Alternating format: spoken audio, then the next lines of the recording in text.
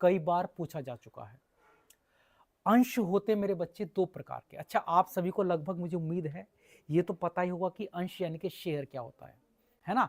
यानी कि जब भी कंपनी को पैसे की जरूरत पड़ती है तो कंपनी जनता को, जब कंपनी को पैसे की जरूरत पड़ती है तो कंपनी जनता को शेयर इशू करती है, जिसे हिंदी में अंश कहा जाता है।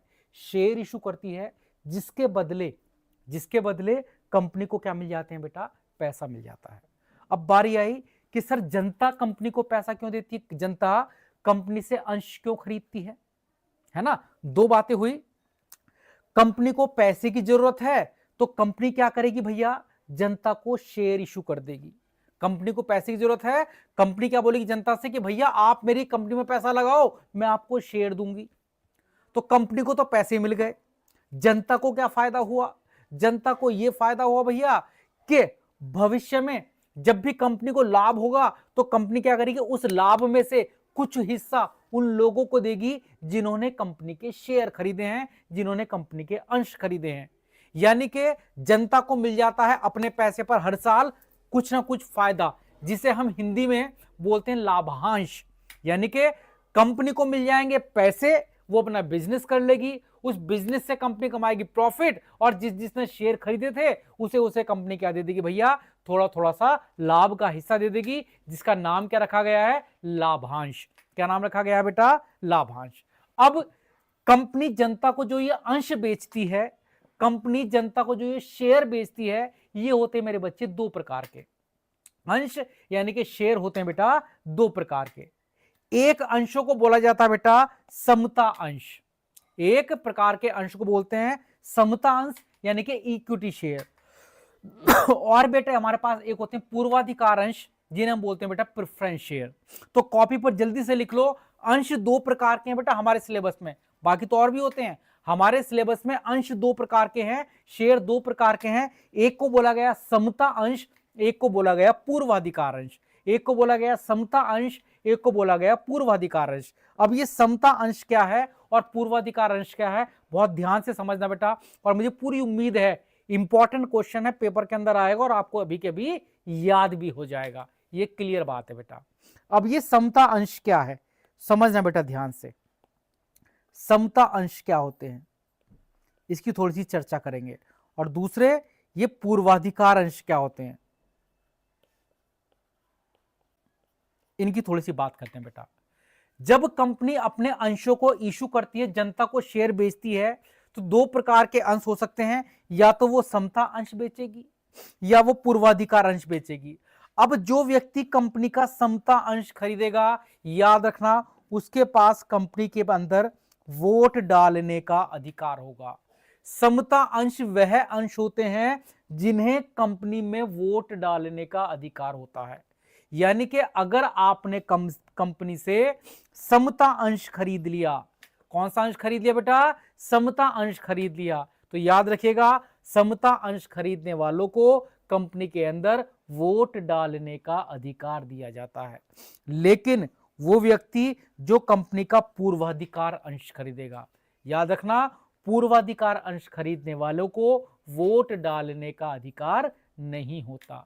समता अंश वालों को वोट डालने का अधिकार होता है, जबकि पूर्वाधिकार अंश खरीदने वालों को वोट डालने का अधिकार नहीं होता। ये इंपॉर्टेंट पॉइंट है।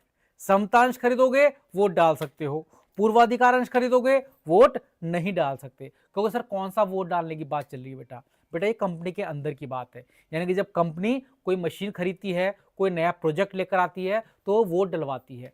तो जिन जिन लोगों ने समता अंश खरीदे हैं वो तो कंपनी के अंदर वोट डाल सकते हैं, जिन्होंने पूर्वाधिकार अंश खरीदे हैं वो कंपनी में वोट नहीं डाल सकते।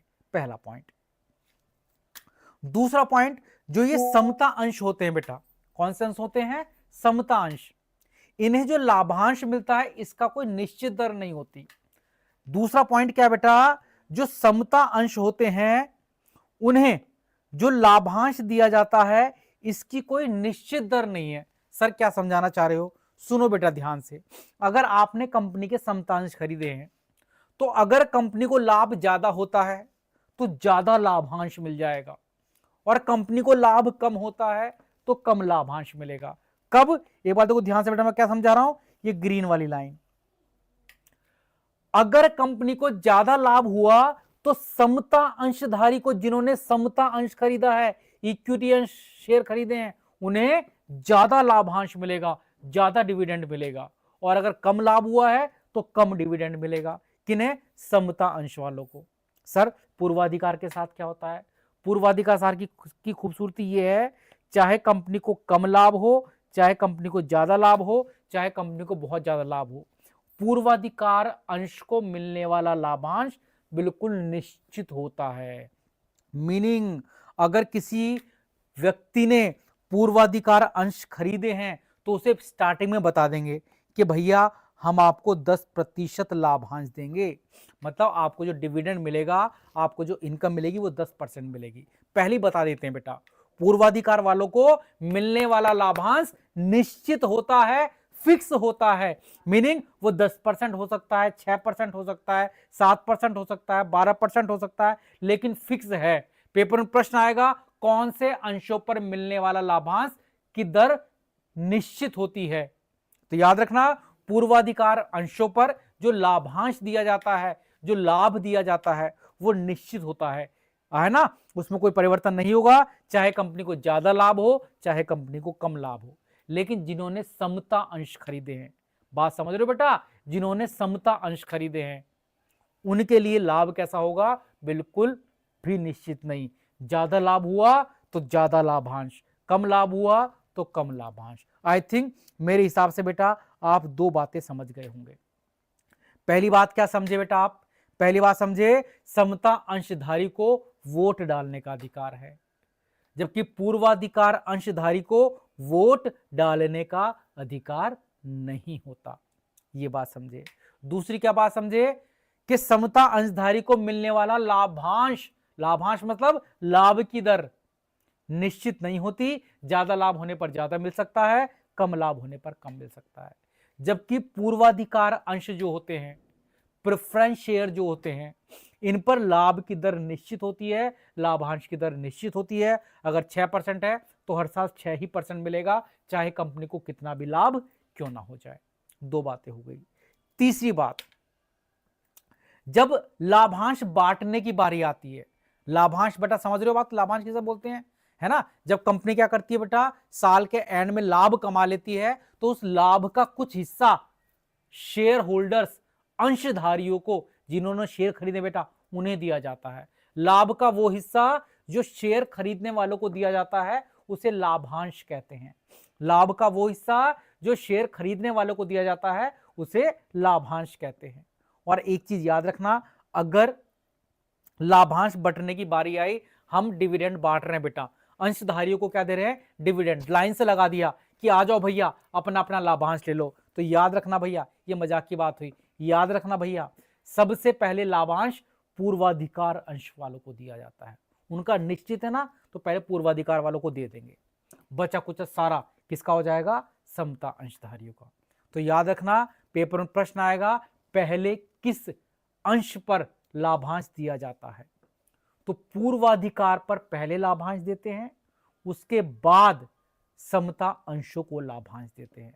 अंतर नंबर 3, डिफरेंस नंबर 3, कि पहले पूर्वाधिकार वालों को लाभांश दिया जाएगा, फिर समता अंशधारी को लाभांश दिया जाएगा। अंतर नंबर 3। अब चलते हैं अंतर नंबर 4। अगर मान लो कंपनी बंद हो रही है, डिफरेंस नंबर 4 पर, कंपनी का समापन यानी कि कंपनी का बंद होना। जब कंपनी बंद होती है ना बेटा, तो वो अपने शेयर होल्डर अंशधारियों को पैसा लौटाती है। तो याद रखना, जब कंपनी बंद होगी, जब कंपनी बंद होगी तो सबसे पहले किसका पैसा लौटाएगी? पूर्वाधिकार का। यहां समता का नहीं बेटा, पूर्वाधिकार का। यानी कि जब लाभांश बांटा जाएगा तो पहले पूर्वाधिकार को मिलेगा, फिर समता को मिलेगा। उसके बाद जब कंपनी बंद होती है तो पहले पूर्वाधिकार का पैसा लौटाया जाता है, फिर समता अंशों का पैसा लौटाया जाता है। पहले पूर्वाधिकार का पैसा लौटाया जाता है, फिर समता अंशों का पैसा लौटाया जाता है। और नेक्स्ट पॉइंट, इंपॉर्टेंट पॉइंट क्या है कि जो समता अंश होते हैं इन्हें पूर्वाधिकार अंशों में बदला जा सकता है। नेक्स्ट इंपॉर्टेंट पॉइंट क्या है? समता अंशों को पूर्वाधिकार अंशों में बदला जा सकता है, जबकि पूर्वाधिकार अंशों को समता अंशों में नहीं बदला जा सकता। पॉइंट नंबर 5, समता अंशों को पूर्वाधिकार में बदल सकते हैं बेटा, इक्विटी वालों को प्रेफरेंस में बदल लेंगे, लेकिन प्रेफरेंस वालों को इक्विटी में नहीं बदल सकते। पूर्वाधिकार अंशों को समता अंशों में नहीं बदल सकते, ये नियम है बेटा। तो अब तक हमने बेटा क्या समझा, और लास्ट पॉइंट की अगर हम बात करें तो बेटा याद रखना, वैसे तो समता अंश खरीद लो या पूर्वाधिकार अंश खरीद लो, दोनों ही अंशधारी कंपनी के स्वामी होते हैं, कंपनी के मालिक कहलाते हैं, लेकिन जिन्होंने समता अंश खरीदा है वो कंपनी का रियल वास्तविक स्वामी कहलाता है। समता अंशधारी कंपनी के वास्तविक स्वामी होते हैं, याद रखना। पूर्वाधिकार अंशधारी कंपनी के वास्तविक स्वामी नहीं होते। तो जल्दी से अब मैं 1 मिनट के अंदर इस पूरी लाइन का एक बार रिवीजन करा देता हूं, समता अंश और पूर्वाधिकार अंश में अंतर।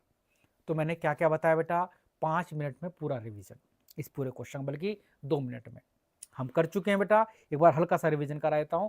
समता अंशधारी को वोट डालने का अधिकार है, जबकि जिनके पास पूर्वाधिकार अंश होते हैं उन्हें वोट डालने का अधिकार नहीं होता, पहली पॉइंट।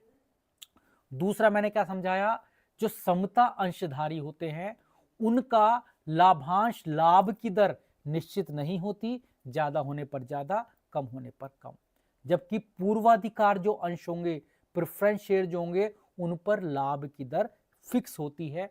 एक जो दर दे दी हर साल उसी दर से उन पर डिविडेंड यानी कि लाभांश मिलता है।